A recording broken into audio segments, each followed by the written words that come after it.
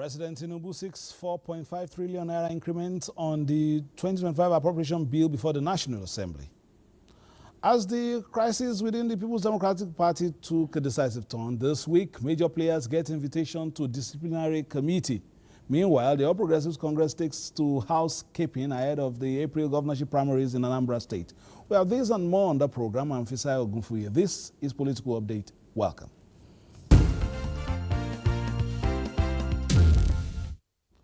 The executive arm of government this week sent a proposal to increase the 2025 budget size from 49.7 trillion to 54.2 trillion naira to the National Assembly for consideration.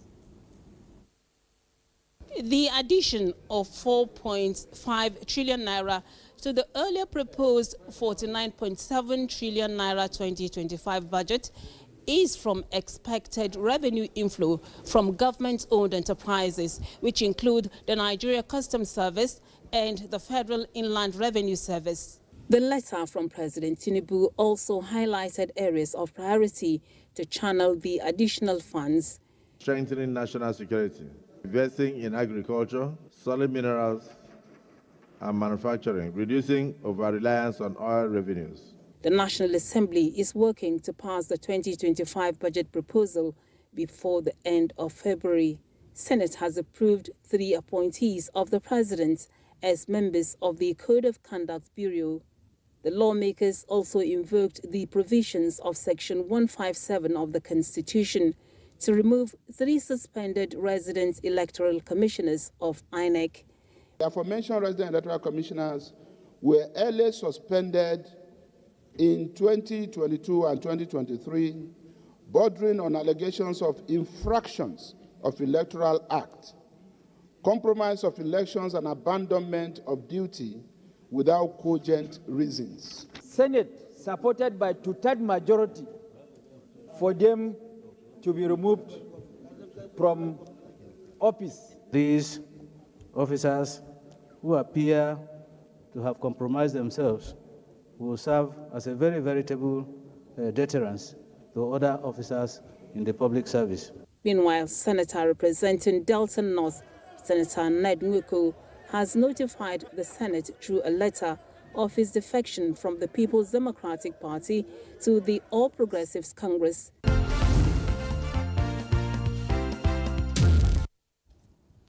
The Governing All Progressives Congress APC has pledged to deploy all necessary assets of the party to ensure a credible governorship election in governorship primary in Anambra State come April.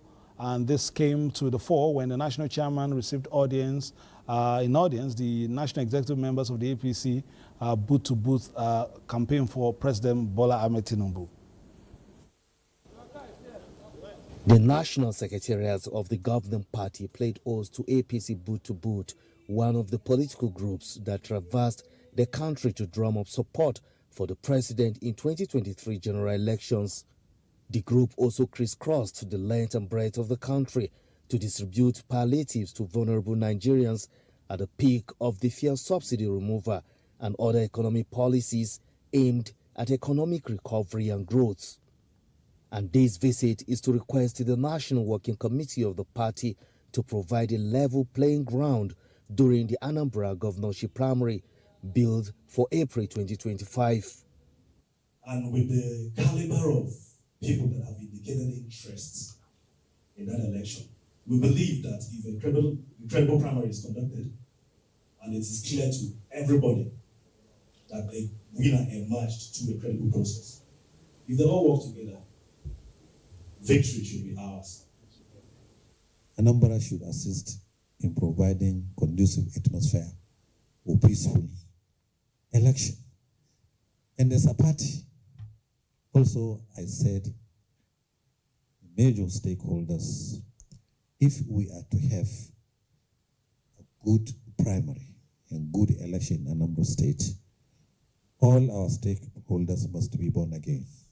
The national chairman also received delegation from Bishop Mighty Kuka Center, led by Reverend Father Atabar Kindo, where they appreciated the national chairman for his continued support to the center.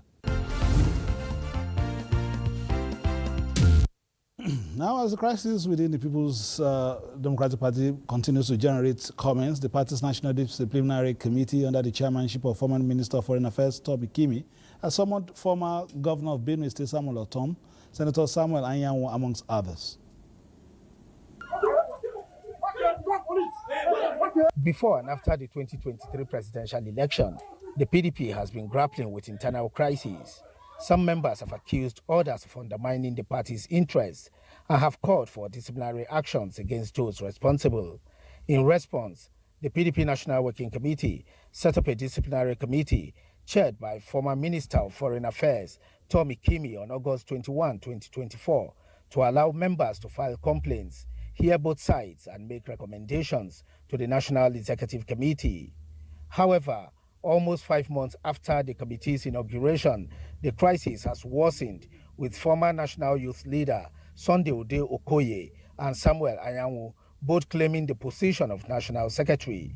Despite the endorsement of Ode Okoye by the Board of Trustees led by former President of the Senate, Adolphus Wabara, and the PDP Governors Forum chaired by Bauchi State Governor Bala Mohammed, the crisis persists. Ikimi revealed that the PDP National Disciplinary Committee has reviewed 5 petitions that have been submitted so far in line with its mandate.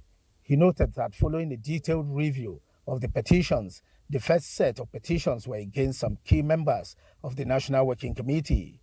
The committee came to the conclusion that in order not to jeopardize the ongoing reconciliatory efforts of the Governors Forum and the Board of Trustees, it took a decision to step down 3 of the petitions against the top NWC members. The second set of petitions, which were set down for inquiry, are those against former Governor of Benue State Samuel Otom and 10 others, and the petition against Senator Samuel Anyanwu.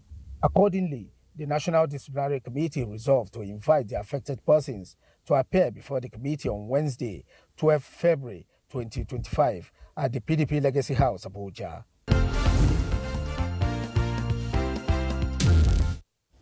It seems as if it's been 1 week, one trouble in the People's Democratic Party. But joining us on the program is a former member of the PDP Presidential Campaign Council and founder of the PDP Youth Frontier, Usman Okai Austin. Welcome to Political Update. Thank you for coming. Thank you for having me. How did the party get to this sorry pass? At the time, you know, some of the slogan is PDP, the largest party in Africa, and gathering momentum and gathering more friends by the day. But it seems as if you've gotten to a junction where a lot of people disembarked, and at the time also that a lot of strange bedfellows are getting into, you know, the bus. What's happening exactly? Yeah, thank you for the question. You know, politics has nothing to do, it's not a heavily race. So it is strictly a worldly affair with human interest. It's all about interest. It can be national interest, personal interest, constituency interest, tribal interest, whatever, all whatever you can, it's all interest. And when there are different varieties of interest, you can't take misunderstanding from it. And there's no any political party in Nigeria today. All the political parties that have one executive or legislative, that have one elected officials, there's crisis. Mention them, All Progressive Congress, Labour Party, and what I feel. So whatever you are seeing in PDP today shows that people are still very much interested in the party's affair, and they are all grabbing for different positions, and that is where you are seeing the crisis is. You go to APC today, you see people like El-Rufai, you see people like Fayemi tendering an apology to Nigerian today. The former deputy national chairman from the North, Somre Farouk, you can see what he's saying. So crisis is part of politics. You can't take it from the country. We saw some of the videos are being, you know, shown as we speak, especially the one of the national secretary that was endorsed. The other one, of course, Senator Chris Anyanwu has been summoned. What's your take on all this? You know, the push and shove. And even when we saw them running out of the secretariat there, I said, are we talking of national secretary or perhaps recruiting for the Nigerian Olympic boxing team? No, there was a time even in APC here, people were... No, let's just stay with... You can't take whatever you see happening there. It's part of power grabbing. That is Honorable Okoye, a respected man, former national youth leader. when you see some injustice, you can't, when a human being is angry, you can even go physical. That is part of politics. That is part of politics. There's no any political gathering without misunderstanding. Forget, unfortunately, your camera captured it and you are using it against us. That shouldn't be an issue. We don't use it against now, you. the main only issue showing the actualities. It's not being used against you. It's a minor issue. That is an in-house. What do with PDP? We have internal mechanism of resolving this crisis. And you can see Tommy Ikimi has summoned so many of them. At the same time, we must be careful to learn from a mistake. Because these people tenure is coming to an end. Honorable Okoye has the support of the Southeast in their meeting. And at the same time, there's another faction from the Southeast, which are also endorsing or giving support to Sam Anyanwu. I strongly believe that we need to be careful to avoid lingering court cases. Because, as you know, APC was accused of funding some of these crises, and that is what the national chairman said the other day. And he accused some people who want to grab the party of funding the crisis. So there's a crisis already, and the way out of it is what we are facing. And the committee has been set up, and I believe any moment from now, there will be amicable resolution. Are you at the Youth Frontier as well? What is the discussion among the younger folks in the party? We are disappointed. We are disappointed because you can see a lot of decamping, and there is no even vacancy in APC, and it's not even good for our democracy. But the most important thing is that every year people graduate to the age of being able to obtain a PVCs. People become age of 18 today, some become age of 18 tomorrow. Every year people are reaching the position they can cast their vote or stand to be elected. So we are not, but we are disappointed at what is happening. We are not strengthening the democracy. But this should be the time we should provide a robust opposition to the government of APC led by President Bola Ahmed Tinubu. Okay, let me ask you, apart from, the disappointment that you have expressed now, are they listening to you? Because, of course, you Definitely. also have a very large youth following as far as PDP is concerned, and we saw them come out during the general election. So are they listening to what the younger members of the party are also saying? They don't listen. Most of these people are after what they can benefit immediately, and that is where I talk of interest. And the other way around, we are putting on more pressure. And that's why you see the formations of Tom Ikimi Committee, Disciplinary Committee. And that is why you see the constitutions of, the announcement of the former, the senior advocate of Nigeria from Brini Kebi to lead the reconciliation committee between Udo Okoye and Sam Anyanwu. That shows that the effort is in places, and they are moving forward to ensure we get amicable resolution. But just as I said, one would have thought that this would be a plus, since both gentlemen are from the same part of the country, that resolving these issues would be quite easy. Interest. They are from the same Southeast, and they are divided because there is an infiltration. Just as it was alleged that the APC is directly funding this crisis. Some of us believe that, but there's no enough evidence to prove that. But let's see what Tommy Ikimi Committee will come up with. He has received about 5 petitions. He has invited Sam Anyanwu. But with the court cases, or with the lingering court case on that national secretariat, my word for our leadership of the party is that we need to be careful. Because should you forcefully remove this man, and we brought in, work with Udo Okoye as the governorship forum has endorsed. What if the court say tomorrow, whatever I say will stand nullified? So we need to be careful. We should learn from Modu Sharif and Makarafi. We should be able to learn a lot from Okwasile Denwodo. We should be able to learn we have series of examples that we should learn from. And unfortunately, I can see that the leadership of the party, they are not learning from our past mistake. Some things we're able to resolve. Some things we're able to absorb then. That was when we were a ruling party. But today we are in a position and we're having a crisis. Can we survive court cases or court case? Should we forcefully remove Sam Anyanwu from the office? That is my fear now. All right, we'll move on to other things. I can see that you are not really, enthused about some of the developments in your state. Let's listen to INEC. Out of the 774 cases of alleged electoral offenses in the 2023 general election, Majority of the cases are still ongoing due to delay in the prosecution process. And to this end, INEC Chairman Professor Mahmood Yakubu is appealing to the media to collaborate with the Commission in the advocacy for the creation of the Electoral Offences Tribunal. Mayor Ogidi reports that the appeal was made at the consultative meeting with media executives this afternoon, this Friday. A meeting between the pen and the ballot. The reporter being reported. 721 journalists covered the Edo governorship election. 700 deployed for the Ondo governorship election in 2024. Great partners.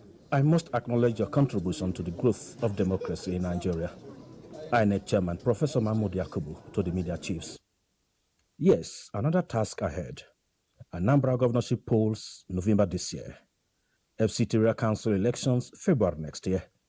While plans are on for these two elections, by-elections also on standby. There is an increasing number of by-elections to be conducted. In the last 3 weeks alone, vacancies have occurred in one federal constituency and 2 state constituencies. In another state, the State Assembly declared the seat of a member vacant as a result of absenteeism following the prolonged absence of the member from sittings of the House. Sanitizing the electoral process, INEC's major area of concern. 774 alleged election offenders in the 2023 general election undergoing trial. Convictions secured in Akwa Ibom, Kebbi, and Kogi states, while arrests on vote buying by EFCC records successes in Lagos, Kwara, and Gombe states. But the delay in the process, a major wall standing against INEC efforts. No priority attention is given to such cases as the courts deal with a variety of other issues. It is therefore imperative to renew our call for the creation of the Electoral Offences Tribunal that have a specific jurisdiction and limited time frame for the speedy dispensation of cases. And that I think we should also encourage the National Assembly to set these things in motion so that there are just too many things that they are doing that they shouldn't be doing. INEC, the oxygen to democracy, and it must be encouraged, the media chiefs promised. Mayor Ogidi, NTA. All right, thank you, Mia. That's just happened this afternoon, and we'll be expecting from INEC as well. Electoral Offences Commission, so it has been in the pipeline for long, but we have not seen it move from concept to actuality. Usman, what's your take on it? Do you expect? I mean, it seems as if the electoral umpire seems to be encumbered by too many responsibilities, and he wants this one divested from it. Yeah, definitely. There should be an independent court that should go after, because you can't, just as somebody said, INEC is the oxygen of democracy. And there's no way we can have a robust democracy that will meet international standard when you don't have an independent body. And it is obvious that lack of the political will, either from the party, the government, or the National Assembly, because this has to go through the legislative processes for you to be budgeted for. And it is very, very important. We should take it serious. But those who take advantage of this crisis, the problem of corruption in independence and the umpires may not allow such thing to come to pass. But the time has come, as we are waxing stronger in democracy, I think it is now due, just as the chairman just said, it means he's overwhelmed with the crisis in his hands. And he needs an independent body that can help and assist, so that all the blame should not go to INEC. Mahmoud do this, Mahmoud do that, Mahmoud do this. But let us have an independent judiciary or independent court that will supervise the punishment for an election or electoral offenses. Very, very important. All right, let's come to you personally. You vied for the position of member of the Federal House of Assembly, the National Assembly. At a time, are you likely to again dance on the podium, perhaps so to advertise your credentials again, or are you discouraged based on some of the issues that you have seen both in your party and in the political scene generally? No, the political scene, the political atmosphere is okay, because I learned a lot from what happened last election, and I'm more prepared now than before.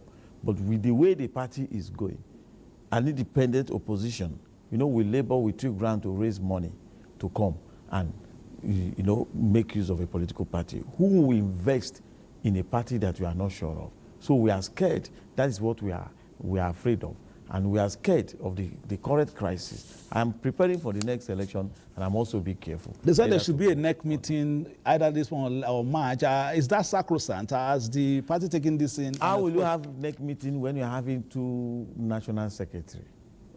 Udokoye adopted by the BDP BOT, adopted by the PDP Governors Forum. And we have somebody who says he has a court order. I don't know if you get it now. Among these two organs of the party, court is still superior, unless Anyan want to obey the supremacy of party. He's still a party member, and he's going around with the court injunction or the one that restrained PDP from recognizing Udokoye. So there's a problem on ground. Unless the Tommy Kimi committee can come up with amicable resolution before now, how do you hold a NEC meeting? You can't hold a NEC meeting without a secretary in place. Secretary is the one to convene, is the one to send invitation. Who is going to send invitation? Is it Udokoye or Sam Anyan? The question is left unanswered up to now. All right, Austin Akai, thank you very much for coming, and we hope to see you, especially hoping that your party resolve the issues, and then we'll see you on the podium again, perhaps with a better chance next time. Thank you. Not, you know, some of these situations where the candidate is only given 3 days to participate in the process that other people have been on for 3-4 months, and all that that we saw in the past. All right, that has been political updates for today. Between now and next week, when we come your way, please play your politics for the greater good and keep it locked on the Nigerian Television Authority, Africa's finest and largest, for news, reviews, previews, and interviews. Bye-bye now.